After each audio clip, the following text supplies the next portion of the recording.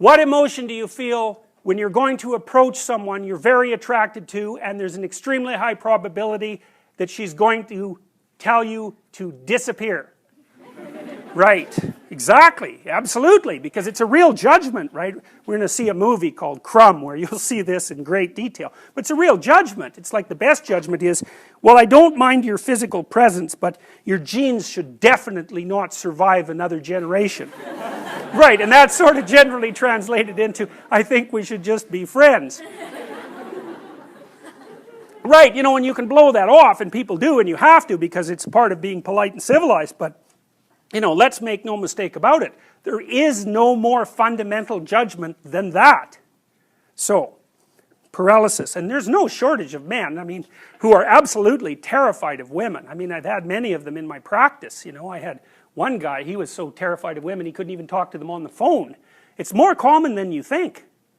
So, but it's generally manifested by men who no one cares about, so it's generally irrelevant. So, well, it's the case. It really is the case. I'm not kidding.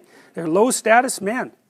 You know, they're people that are generally regarded as losers, and there isn't anybody who really gives a damn about what happens to them one way or another, and there's a lot more men in that category than there are women. Women are in all sorts of, you know, social categories that cause them misery and distress, but that one seems to be predominantly male. One of the things I'm going to do when we talk about Freud is I'm going to show you this movie Crumb, which I just told you about, and it's a very rare thing because it shows you the world from the perspective of very intelligent male losers, and that's just not a perspective you ever see, because it's the winners that tell the stories about their life. It's like, who the hell cares about the life of a loser? But this movie is about a loser who became a winner, and you know, almost as an act of revenge, and it's great, great examination of the Oedipal complex. Remarkable.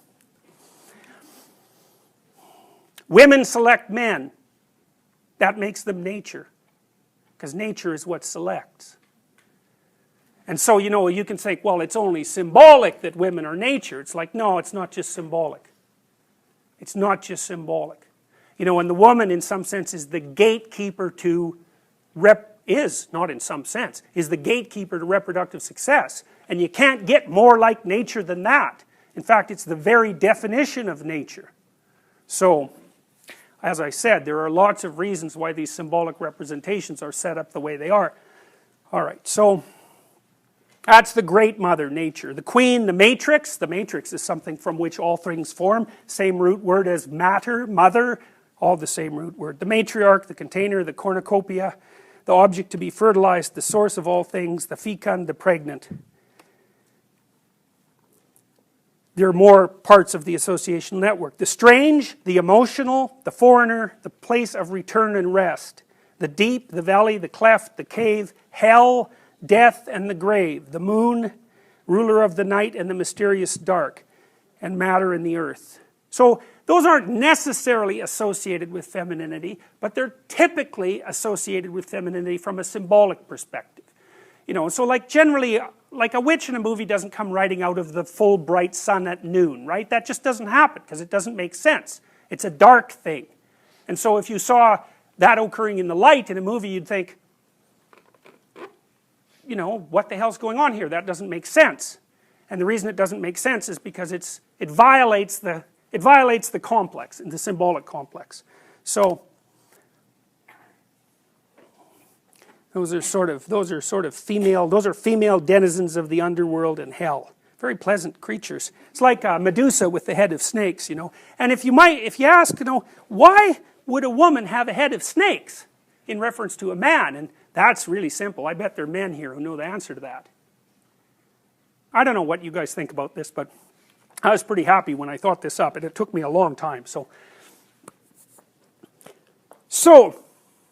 if you think about the world in Darwinian terms, right, it's a struggle for survival and reproduction, which are basically the same thing. Survival is you, but reproduction is the survival of your genes. So it's a survival issue over very long spans of time. Okay. What do we call the selection mechanism? Right, natural selection, right? It's nature who does the selection. Okay, so let me tell you something that makes female humans different than female chimps. I mean, there's lots of things that do, but so, but here's an important one.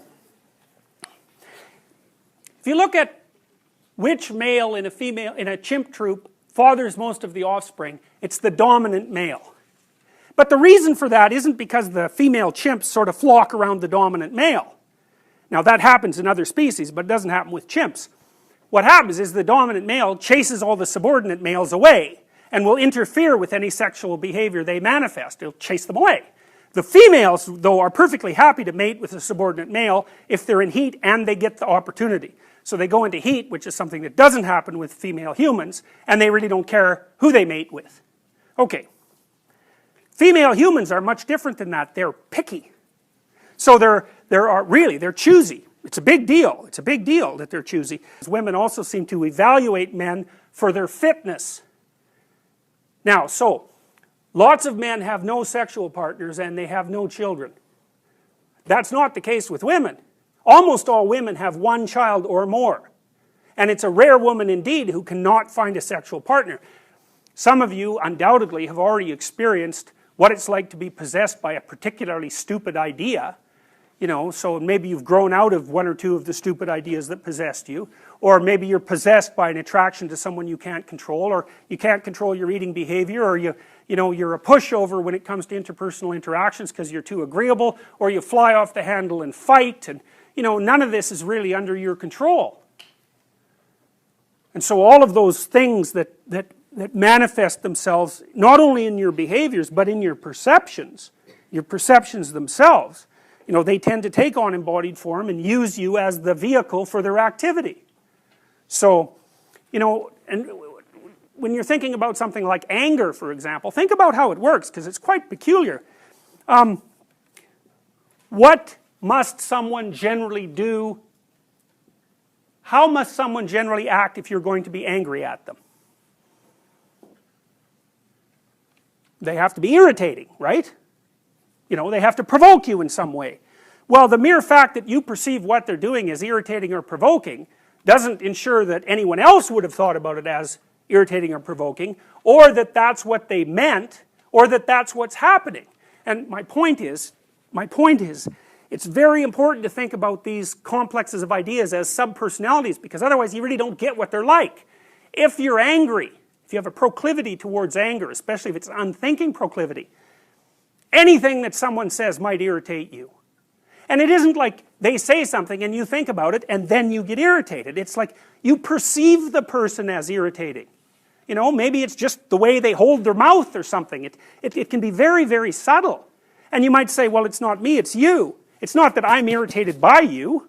It's that you're irritating. And that, that's a very difficult thing to settle, because the reality is somewhere between the subjective and the objective, right? A lot of arguments that you'll have with people throughout your life are about exactly that. Are you irritating or am I oversensitive? It's like, well, we're going to hash that out for a good long time before we figure it out. But the point is that if you're possessed by an emotional state or a motivational state or an idea or some kind of complex, you'll see the world through its eyes. And then the facts reveal themselves to you through the lens of that particular set of ideas.